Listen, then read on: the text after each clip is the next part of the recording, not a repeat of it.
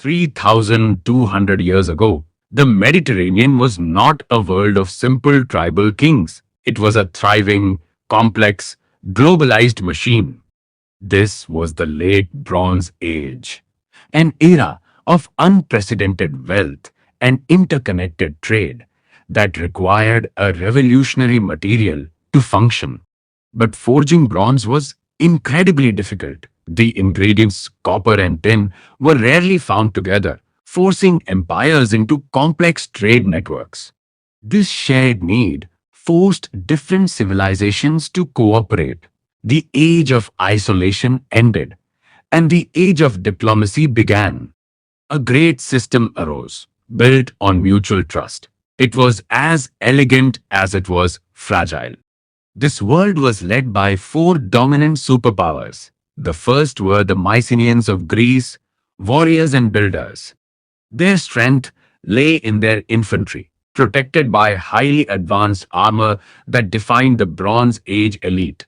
They guarded their wealth behind massive stone fortifications, most famously at the Lion Gate of Mycenae. To the east, in Anatolia, ruled the mighty Hittite Empire. They were masters of terrain and chariot warfare. Hittite chariots were the tank force of the ancient world, heavy, fast, and devastating. The third power was the wealthy merchant kingdom of the Levant, a paradise of global trade built in cities like Ugarit. They controlled the exotic resources that made the world beautiful, including the famous and highly valuable Tyrian purple dye. The final and most stable superpower was Egypt, a golden kingdom built on the eternal predictability of the Nile River. Led by a divine pharaoh, their army was disciplined and deadly, famous for its elite archers and swift, light chariots. To forge the bronze that powered this entire world, all these empires required one island, Cyprus, the ancient world's copper mine. And they needed tin, a rare resource that had to be dragged across treacherous mountain passes from as far away as modern-day Afghanistan. For 3 centuries, this system worked. Tin met copper. Diplomacy met trade. The system thought its golden age would last forever. But the very trade routes that built this civilization began to carry a subtle poison. The first cracks did not appear on a battlefield, but in the environment. The climate shifted. Rain patterns stopped. A relentless, multi-generational drought descended upon the world, baking the once lush landscape. And then, the earth itself began to scream. A terrifying geological phenomenon, sometimes called an earthquake storm, ripped across the Mediterranean. For nearly 50 years, crops failed. Famine swept through the once plentiful countryside. And as the people starved, the very system that created their wealth, the delicate dance of trade, began to collapse. Kings who relied on grain to pay their massive, gold-armored armies suddenly found their power crumbling. The delicate flow of tin and copper snapped. The age of bronze was ending, and the age of blood was beginning. In this desperate, fractured world, a new mysterious threat emerged from the dark fog of the Mediterranean Sea. The trade routes that bound the world together had been broken, but something else had already taken their place. It was not a single raid. It was an invasion of desperate nations on the move. Behind the warriors in horned helmets came their families in massive ox carts, searching for a new home they would take by fire and blood. Their targets were the vital coastal strongholds, the gateways of trade. The first to fall were the cities of Cyprus, the eastern Mediterranean's copper engine. They didn't just plunder. They systematically dismantled the complex logistics of the late Bronze Age. Next, they turned toward the highly globalized coast of the Levant, the wealthy kingdom of Ugarit, famous for its purple dye and international diplomacy, was caught completely unprepared. As the invaders encircled the city, King Hammurabi of Ugarit carved a desperate message onto a clay tablet, begging his neighbors for help. We possess his exact words. preserved by the very catastrophe they predicted. His plea read, "Behold, the enemy's ships came, my cities were burned, and they did evil things in my country. Does not my father know that all my troops and chariots are in the Hittite country, and all my ships are in the land of Lycia? Thus, the country is abandoned to itself." The letter was never sent. Before the messenger could escape, the palace was breached. King Amurapi was slain, and Ugarit was put to the torch. The invading forces, a coalition of raiders known only as the Sea Peoples, were ruthless. We still do not fully understand who these invaders were. They were not a single unified army, but diverse bands of warriors, likely forced into the sea by starvation and climate shifts. They were not just raiders, they were desperate refugees searching for a new home they would carve out with blood. The fall of Ugarit was a systemic shock. This wealthy hub of international trade, the essential link between tin, copper, and luxury goods, vanished overnight. It was the moment the ancient global supply chain definitively snapped, and the entire Mediterranean world began to fall. Without tin to make bronze for weapons and agriculture, and without trade to generate wealth, the kings of Mycenae and the Hittite Empire watched their internal control evaporate. The initial cracks had widened into canyons, but a far bigger structural apocalypse was approaching. The golden system of global cooperation was dead, and now the earth itself was preparing to deliver the final, devastating blow. Chapter 1 concludes: The collapse has begun. The drought, which had begun as subtle shifts in the weather patterns, now intensified into an unending, searing apocalypse.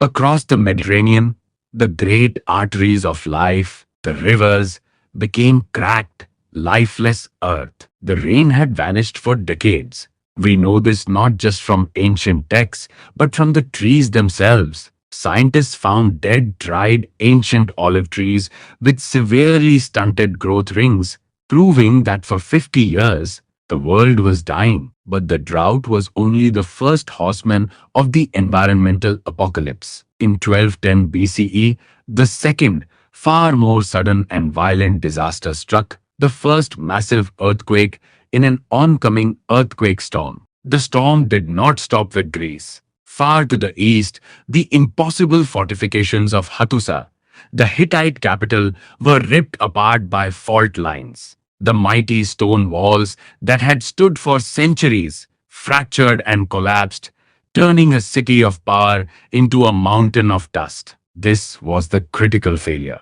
The drought had emptied the grain silos, leaving the population starving and weak. The earthquakes then destroyed the very infrastructure needed to store what little grain was left and rebuild. It was a vicious, unrecoverable cycle. The result was total societal breakdown. Food riots erupted in every major city. Governments that once ruled empires could not provide a single meal. The contract between ruler and ruled was broken. The great empires were now vulnerable, dying from the inside. They were like wounded beasts, and their neighbors, the starving refugees, the pirates, and the mysterious sea peoples, saw the weakness. The environmental apocalypse was complete. Across the Mediterranean, the great arteries of life had dried. The earth had torn itself apart, and the very structure of civilization lay in ruins. The stage was now set for the final, violent collapse. The age of bronze was over. The internal mechanism of rule was shattered. Famine and lawlessness reigned, and localized regional governors began to fortify their own small holdings, withholding resources from the central palaces. The great armies, once the envy of the world, could not be paid, fed, or supplied with the tin needed for new bronze. They fractured, deserting their posts or turning into raiders themselves. The borders of the great empires lay completely open. This was the moment of maximum vulnerability. The Bronze Age superpowers were dying from the inside. broken by a changing planet. And just across the horizon, a desperate and brutal tide was already rising, ready to crash into the crippled cradle of civilization. Chapter 2 concludes the, the fall of Greece and Anatolia. For nearly 50 years, the great empires had bled from within, broken by drought and earthquake. The once invincible superpowers were weak, starved, and undefended. Now the wounded beast had a new predator. The sea peoples were no longer watching from the horizon. They were here. They hit the coast in waves, not raids. They systematically targeted the main ports of Greece, Pylos, Tiryns, and Mycenae. In Pylos, an archive of clay tablets recorded their arrival as standard maritime bureaucracy, but the final entries are jagged and terrified. The Mycenaean warriors, famous for their gold armor and massive shields, manned the walls. But there were too few of them, and their morale was broken by years of starvation. Against the unified, desperate fury of a mobile nation, they could not hold. Tiryns was the first to fall. The siege was short. A massive force smashed the great walls, breaching the lower city, and set the grand palace ablaze. Greece was burning. Pylos fell next. The palace of Nestor, the great diplomat, was consumed by a hellish inferno. The intense heat of the blaze did the impossible. It accidentally cooked and preserved the unfired linear B clay tablets, freezing the final, terrifying moments of bureaucracy in stone forever. Mycenae, protected by its massive walls and the legendary Lion Gate, was now completely isolated. Their kings watched from their citadel as the smoke from Pylos and Tiryns filled the plains. They knew the end was coming. The great system of global trade was dead, and they were alone. But Greece was only half of the story.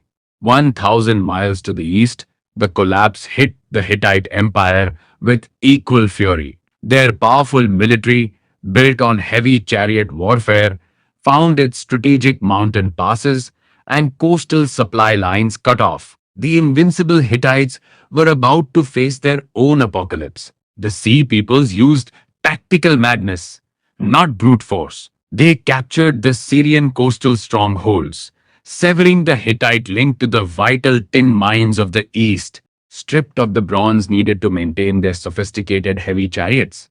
The Hittite army found its greatest weapon neutralized, as supply lines, once golden and glowing on our maps, suddenly turned black and crumbled like burnt thread. Isolated and starving, King Suppiluliuma II understood his sophisticated heavy chariots were useless. In a final, futile gesture of diplomacy, he carved a desperate plea on a clay tablet, addressing his last ally, the king of Ugarit. We still have his exact words. The king's message was a cry of pure existential despair. Behold, the ships of the enemy came, my cities were burned, all my troops and chariots are in the Hittite country, the country is abandoned. The king of Ugarit never received the message. His own city was sacked and burned before the letter could leave. Without a single arrow being fired in its defense, the mighty, fortified Hittite capital of Hattusa was simply abandoned to the void. The sacking of the Levant. While Greece and Anatolia burned, the eyes of the sea peoples turned toward the ultimate prize, the wealthiest coast in the world. The legendary sophisticated merchant kingdom of Ugarit was now trapped.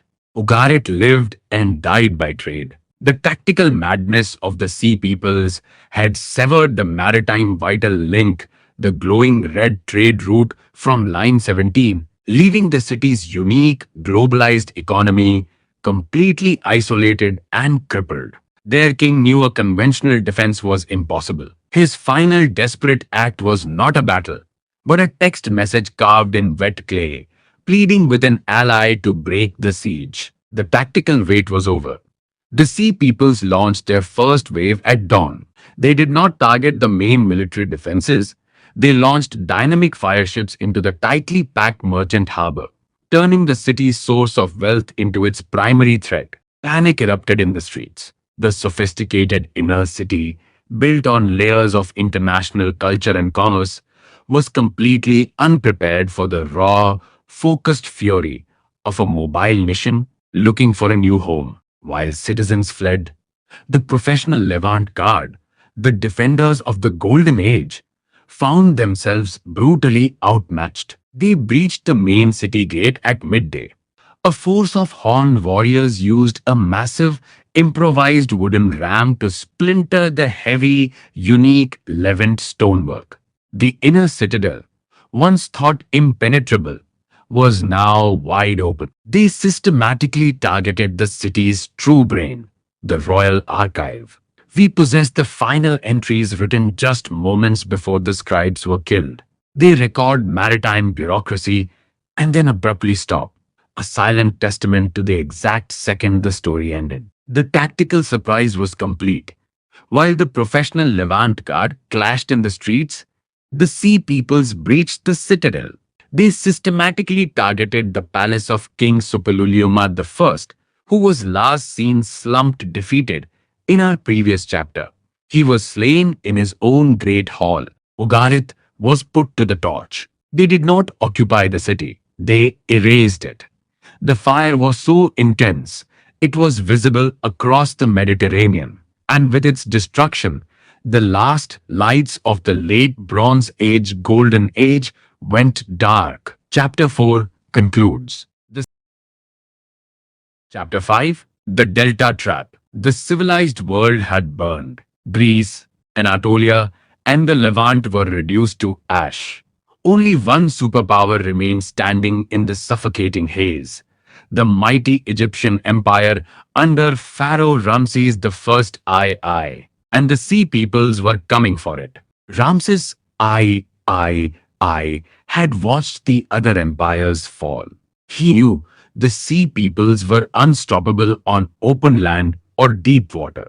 So he abandoned the sea. He drew their heavy, horned warships into the treacherous, muddy shallows of the Nile branches.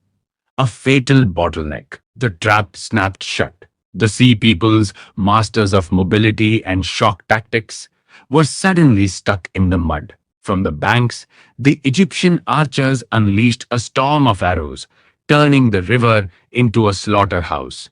Ramses' own accounts carved into the stone of Medinet Habu record the massacre. They were dragged, overturned, and laid low upon the beach. Their ships and their goods were fallen into the water. Egypt survived the invasion. But the victory was entirely hollow. Egypt had expended the last of its wealth and military strength defending its borders. With international trade dead, the bronze ceased to flow, the gold ran out, and the empire slowly suffocated in isolation. The system had flatlined. Within a few decades, writing vanished from Greece. Massive stone architecture was forgotten, populations plummeted, and humanity plunged into a brutal, fragmented era known as the Bronze Age collapse. The golden web of trade that had connected the Mediterranean for 3 centuries was entirely severed. The globalized world was replaced by isolated, terrified villages. Without the vital trade of tin, bronze could no longer be made. Civilization physically devolved. Perhaps the greatest tragedy was the loss of memory. The scribes were dead. The palace bureaucracies were burned. In Greece, the written word, the linear B script, completely vanished from human knowledge for 400 years. Generations grew up living in the shadows of colossal stone ruins, believing they had been built by mythical giants. Having forgotten their own ancestors, humanity was forced to adapt. Unable to source tin for bronze, blacksmiths turned to a harder, much more difficult metal that could be found locally. The Iron Age was born not out of invention, but out of sheer desperate necessity. The late Bronze Age collapse remains one of history's most terrifying warnings. It proves that no civilization, no matter how wealthy, advanced, or deeply interconnected, is immune to destruction. When the climate shifted, the earth shook, and the supply chains broke. The Golden Age burned to ash in a single lifetime. From these ashes, centuries later, classical Greece and Rome would eventually rise. But beneath their foundations lie the charred, silent ruins of the titans who came before. A reminder that in the grand sweep of time, every golden age eventually meets the setting sun.